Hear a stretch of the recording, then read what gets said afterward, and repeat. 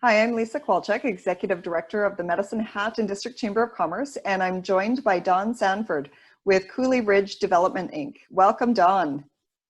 You have a few different investments, and of course, you know, for Medicine Hat, there's Enclave Ventures and Cannot Common, but we really want to focus on a really exciting development within our community. Can you tell us a little bit about Coulee Ridge Development and the investment and value that you're bringing to our region through this new opportunity?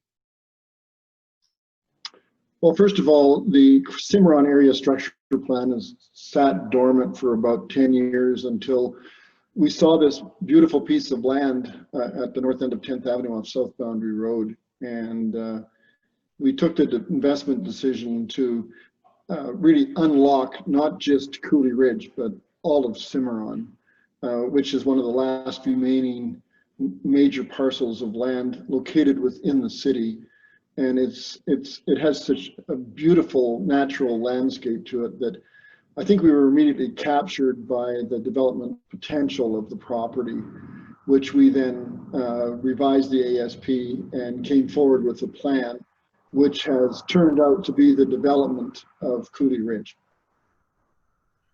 So what were some of the reasons that you made that investment here in Medicine Hat? Obviously, you know, developers have a lot of opportunities, and you chose that particular development and Medicine Hat. So what were some of the driving reasons behind that decision? We had about 15 years of experience in Medicine Hat, so I think we had a pretty good understanding of what the city was about and how they were interested in trying to perhaps extract themselves, the city, from development and make it more feasible for private developers to move in and start to develop projects. That strategy of moving away from city developments to perhaps developers made us feel it was a little bit more development friendly in Medicine Hat. In addition, I do think that there are some leadership in the city that is leading people into the reality that they want to find ways of collaborating with builders and developers, not necessarily policing them. So there was an attitude there of wanting to work in collaboration with us to remove red tape and to ultimately give us direct access to the people that we needed in the city in order to make some of these very important and financially impactful decisions. Well, and you raise, you know, a good point is, you know, red tape reduction is a huge support for businesses. While it's not financial necessarily in nature, it does have financial impacts in terms of the cost to business. And I know that's been something we've been working on as a chamber for a number of years, is just moving that needle on our communities that we serve being open for business and reducing that red tape. You've made this decision in the midst of, you know, a pandemic and, you know, looking at investing during a pandemic. So what have been the most beneficial supports for your business and perhaps that you've seen for other businesses at this time? Well, I think it forces you to make a decision, to have some courage. Because when you're in a COVID snowstorm, you don't know where you're going and where you're going to come out the other side. So I think you have to trust the relationships you have with the city and our development contractors, our engineers, and so on, that we sort of thought that it was more important not to pause, but rather to proceed and to accelerate the build out of Coulee Ridge so that we could get people back to work. As long as we could do it safely during COVID, we thought that was the best decision, even though we didn't know where we were going in the snowstorm. You know, we just knew that we wanted to get the basic infrastructure in place in 2020 so that we could perhaps capitalize on that in 2021 if the situation with COVID actually improved, maybe the economy was coming back. But we wanted to be one of those companies that actually contributed to employment and build out and reduce the stress associated with COVID by being active in the marketplace. And I think that's actually proven to be the right decision. Yeah, it's been very cool to watch what you've been able to do. And of course, you know, you launched this initiative pre-COVID, and I remember, you know, the virtual kind of virtual show home that we had in the 2020 Sunshine Home and Garden Show. And that was a new venture for I think developments as a whole, and for people to be able to see their potential dream home in that way. So what are some of the exciting things like that you have in store, or what can people look forward to? Because Don, I know in our conversations, you always have something that is kind of playing out in the background, and ideas that you have, and it's very exciting. So what are some of those things that you have in store that perhaps you can share with us? Well, you're right. Our job has been to bring the future forward, because people can't visualize a development when it doesn't exist. Fortunately, in the last few months, we have crossed over, from being able to show people the actual phase 1 of Coulee Ridge, in terms of actual service lots that they can come and visit. That wasn't possible over the last 2 years, so we had to use immersive virtual reality, which was something we were quite comfortable with, because we're a technology-based real estate development company. I think there's a couple of pivot points that are happening in Coulee Ridge that should excite people.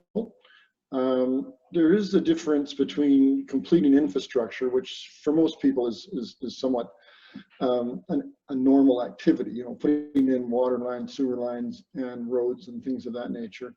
It's rather unimaginative for most people. But once you get it built, the pivot point that we've just crossed over on December 12th, I wouldn't underestimate it. And that is the move from actually building infrastructure to the start of construction of homes. That is such an important thing for the city, because if you take a look at how much a developer would spend on a development here, let's say it's $20, $30, $40 million trying to build out their Coulee Ridge infrastructure, that is much smaller than the pivot point that you would see for people building homes, because that would be closer to $120 to $150 million. So it's really important to get over that pivot point to the point where you're building houses. Building houses in a development gives that development a real sense of reality, and an urgency and a desire for people to come out there and choose the best lots they possibly can and get to their lifestyle by building a home of their dreams. And a lot of homes are changing now because of the post-COVID lifestyle. People want to get to their lifestyle, so they're wanting to build homes that are a little bit different, and homes that they realize that they'll be spending a lot of time in, because they won't necessarily be going to work as often, won't be going to the gym as often, they won't be going to the movies as often. So they want to have a lot of that stuff built into their houses. So the first pivot point is the move from infrastructure to housing.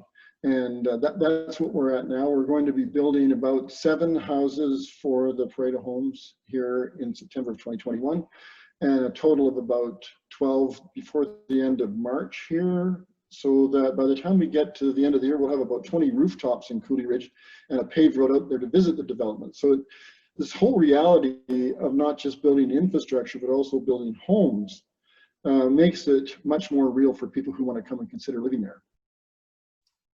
Yeah, it's definitely been exciting to see, and being able to take what you presented in a virtual world and actually building that and seeing that in reality is very exciting. I really liked the phrase you used in terms of bringing the future forward. I think that's something that we can all look forward to in terms of developing our community for the future. So looking forward, what do you believe that investors like you or businesses are going to be needing in order to be successful moving forward in our recovery and towards our future?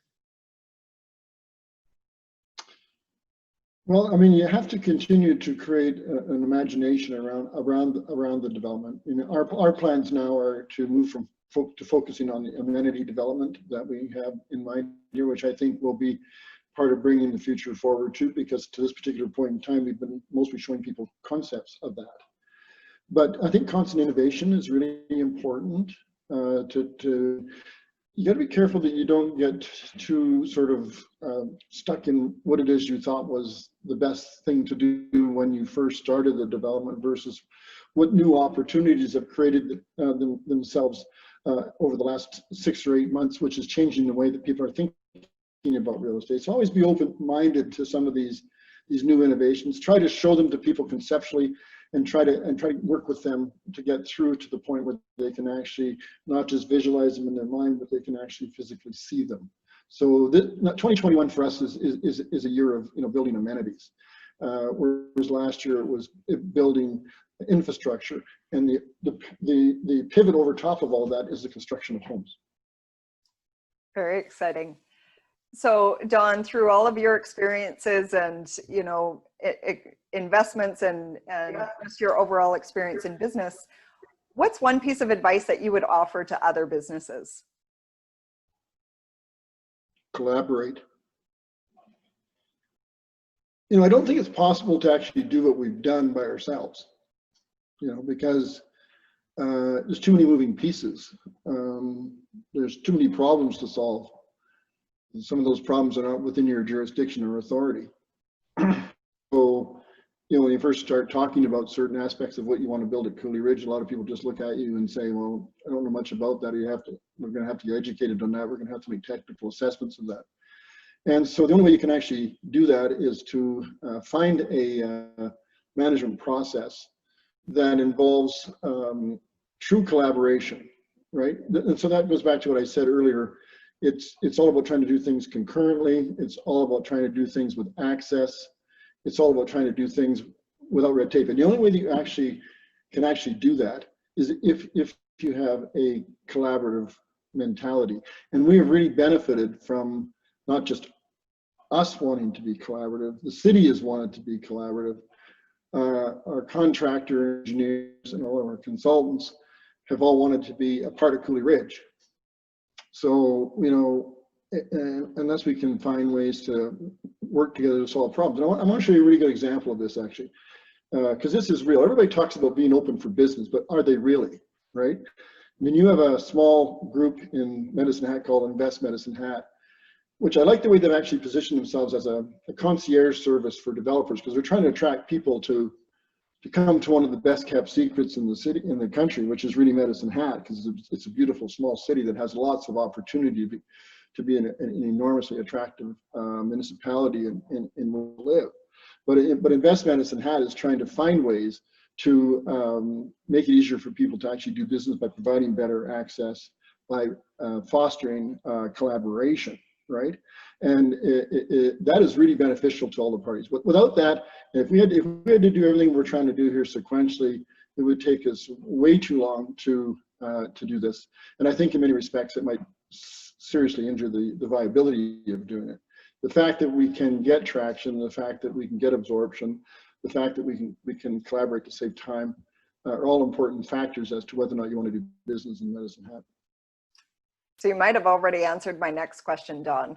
And I love the fact that you highlighted Medicine Hat as one of the best kept secrets in Canada, because I definitely agree. But what's the one thing you love about this community? Well, I think it's a really interesting city. You know, I mean, it has got this downtown where there's some redevelopment going on down there. So you can escape to the downtown. You can go to the Monarch Theater. You can go across the street, go to a restaurant. It's got this really heritage type downtown. The city is not so large that it's unwieldy. The weather in Medicine Hat has got much better shoulder seasons than most other communities. It has a huge amount of sunshine. It's a bit of an oasis on the prairies. You know, if you drive through Medicine Hat on Highway 1, you miss it. But if you take the time to stop and look at the city, it has a lot of attributes about it that make you think that this is the kind of city that I would like to possibly relocate to. And when you start looking at the economics of doing that, the cost of living in Medicine Hat is far less than many other major centers in Western Canada, for sure.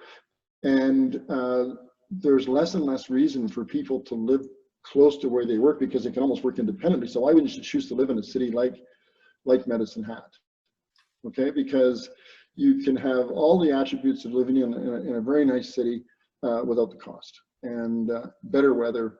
You can golf an extra month at the start of the season, an extra month at the end of the season. It's really a well-kept secret, and I think Medicine Hat should really consider marketing itself outside of its catchment area, because it's an attractive city to live in.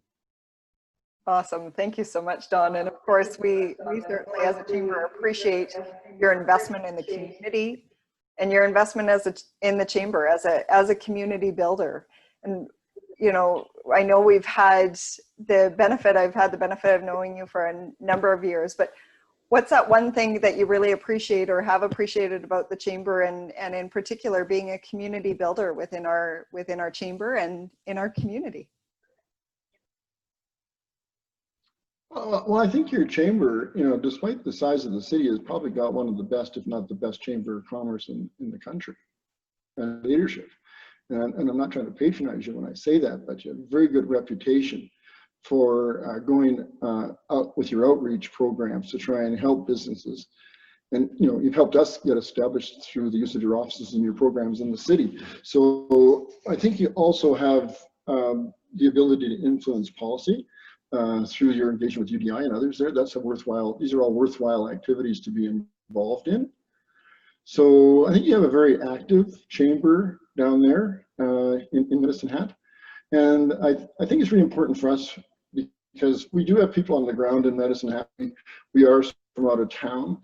And obviously you help us with the networking within the city. But also really importantly is I hope that we are bringing developments to Medicine Hat, like Coulee Ridge and Commons and others in the future, that will be one of the reasons why people decide to move to Medicine Hat, because they can find world-class developments in the city, and that will be part of the reasons why they come there rather than one of the reasons why they don't.